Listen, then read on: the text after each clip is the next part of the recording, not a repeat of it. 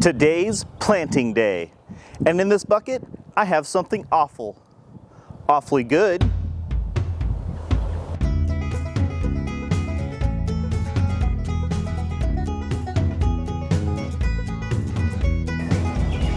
Hey everybody, this is Josh again, and today we're going to be planting the garden.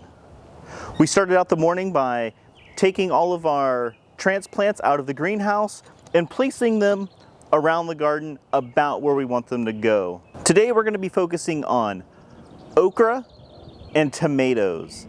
And I have a little bit of an experiment to place, and I alluded to my offal in the bucket. So in this bucket I have a bunch of fish heads and guts from when we went trout fishing earlier this spring. And my plan for the experiment is to place one fish head and gut clump into the bottom of the hole with a tomato and with an okra. Now this isn't a new idea. This goes way back in American history where the Native Americans would use fish guts and fish heads and different kinds of fish parts to put in with their seedlings. So my plan is to put a fish head, it's the head and the guts, to put a set of awfulness with half of the tomatoes and half of the okra. And the half that I'm going to select is the far half of the tomato bed. And in that bed is also where I put the biochar.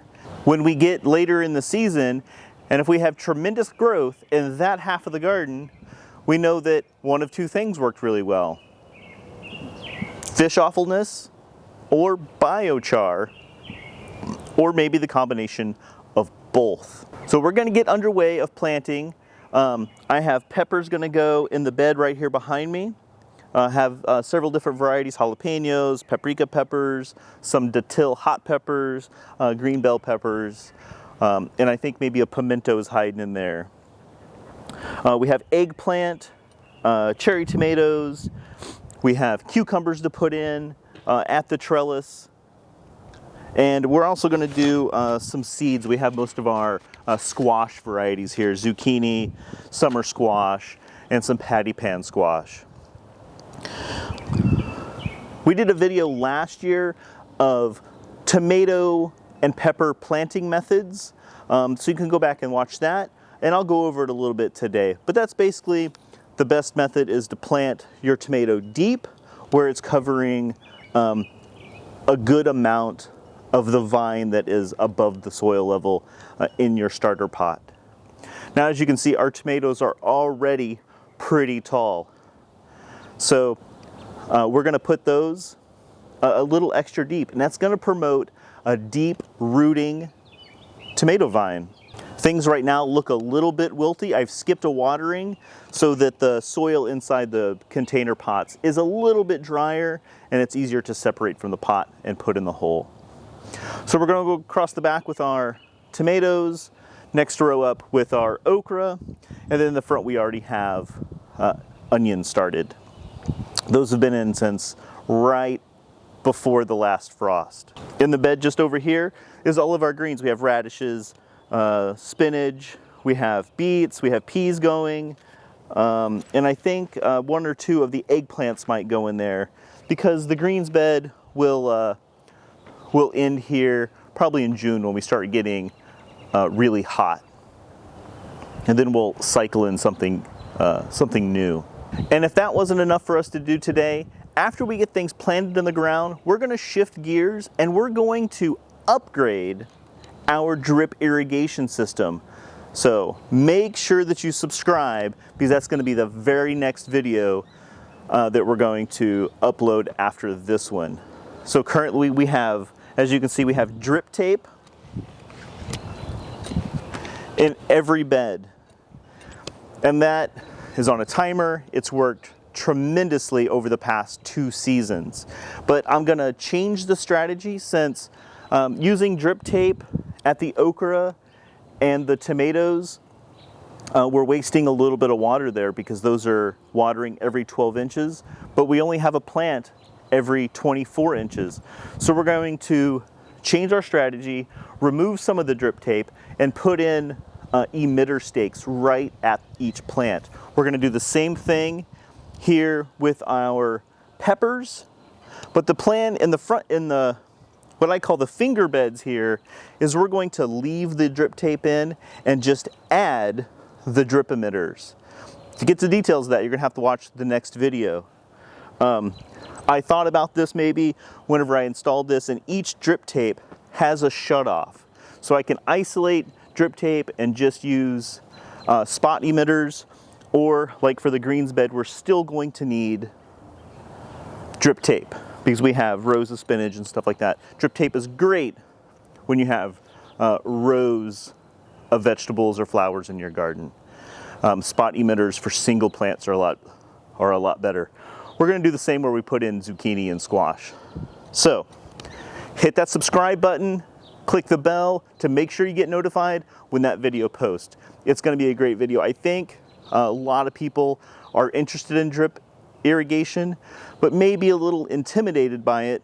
I'm here to tell you it's not that hard, and I'm going to break it down and explain the basics of installing drip irrigation in the next video. Today is just going to be about planting tomatoes and getting some of these fish parts in the hole with it.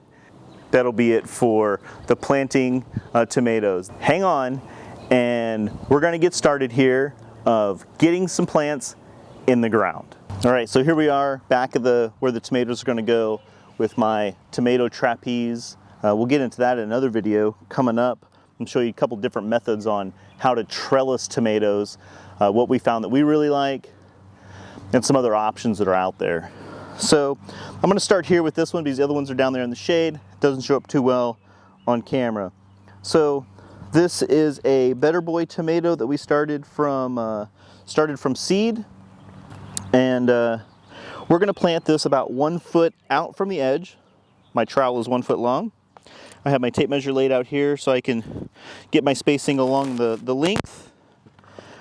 And we're going to put this in just about as deep as we can get it. I'd like to get it in maybe this deep, so we'll be burying almost half of this plant, and that's okay because a tomato will put out roots all along the vine once it's covered with soil. So that'll give us a root structure that it's about 1 foot deep already from the start. And this is it's moved from the starter cell to these small pots, so we have a little bit bigger root structure than what we started with when we were in the germination stage.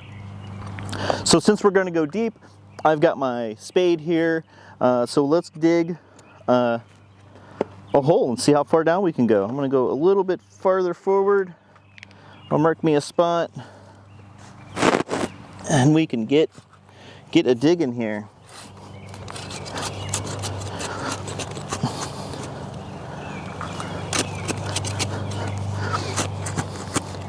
Now, if your tomatoes are a little on the smaller side, you can do it with a hand trowel. That'd be fine.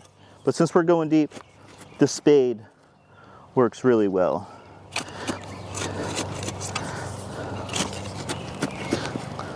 Plus, we're going to put a fish head in here with it. That's going to be exciting. Okay, so let's see how that sits. Rather nice. I'll be able to push it down in there a little bit more. Use my hand to get out a little bit more dirt. Okay. So let's get in here. Let's put on some rubber gloves because these fish heads are kind of gross. We fished for these about 2 months ago, and they've been in the freezer, so they haven't been stewing in this bucket for 2 months. Here, this is a good one to start with. It only has one fish head. So, we're going to just drop oh, it's 2 fish heads. So I don't know. We have about 20, I think. So we're going to drop one glob of goo down in the hole. There we go. Look at that. He looks excited about it, doesn't he? Keep on working toward a better Terra. So he goes in the hole, right in the bottom. Then we're going to take our tomato. I have it, some of them staked with cooking skewers because they were starting to fall over a little bit. So let's take that skewer off, take off our tag.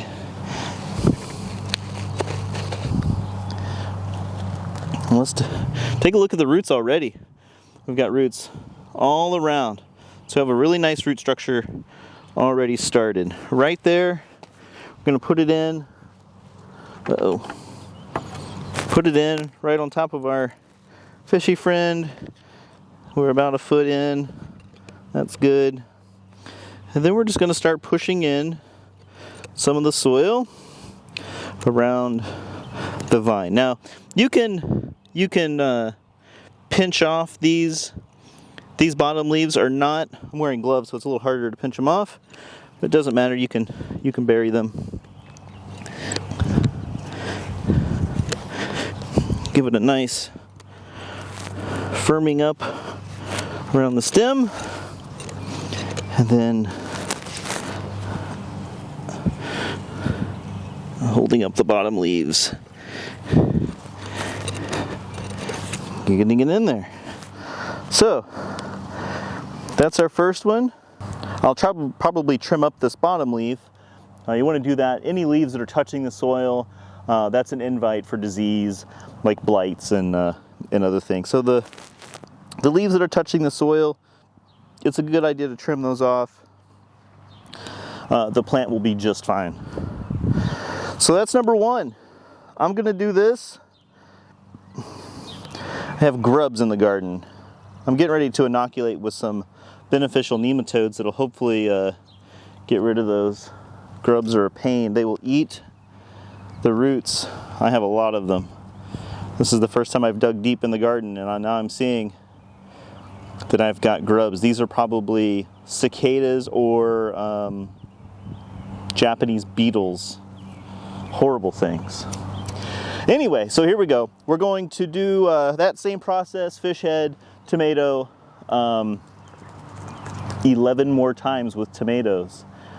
And then, after tomatoes, I have some okra that I've started, and I use these little pucks. I've never used those before, and I wanted to experiment. They did okay. I started these about 2 weeks ago, I guess, so they're looking pretty good. The rest of the okra I'm going to put in with seed. Okra grows super fast, but this half of the garden is going to get an okra and a fish head also.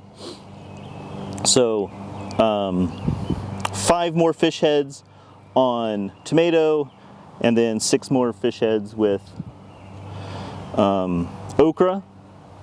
And if we have some fish heads left over, we might throw one in the hole with some of our peppers.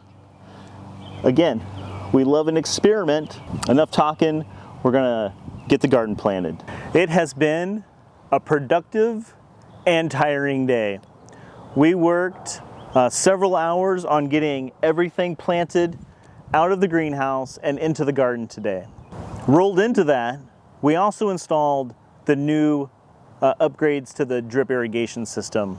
That video will be the very next one after this. We're very curious on how the fish heads are going to affect the plants. Just this half of the tomato and okra bed have fish heads, and we had some left over, and about half of the pepper plants have fish heads with them too. So super curious how that's gonna go.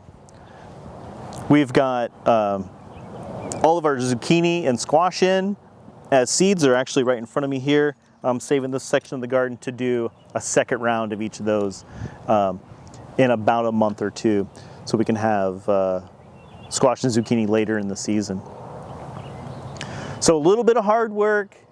This grand opening day of the garden. Planting day always feels like the big opening of the season. The episodes we do before, those are kind of like the soft open to the season. And now it's the show. The garden is in. And now the action. Watching the plants grow.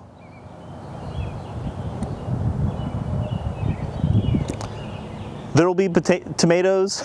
There will be tomatoes on those plants before we know it. They're getting ready to bloom. They're looking a little bit droopy now. They're getting a little bit of a shock from having their first direct Sunday, and honestly, so are we. This is the sunniest and warmest day we've had yet this year. So it's been beautiful. Everybody's been out mowing the grass today, so you'll hear that in the background. We're gonna wrap this up. If you've liked this video, if looking at fish heads is something that that you like, click that like button. If you don't want to miss that drip irrigation upgrade video, make sure you subscribe and click the bell icon so you get notified when it drops. As always, keep on working toward a better Terra, one grand opening at a time.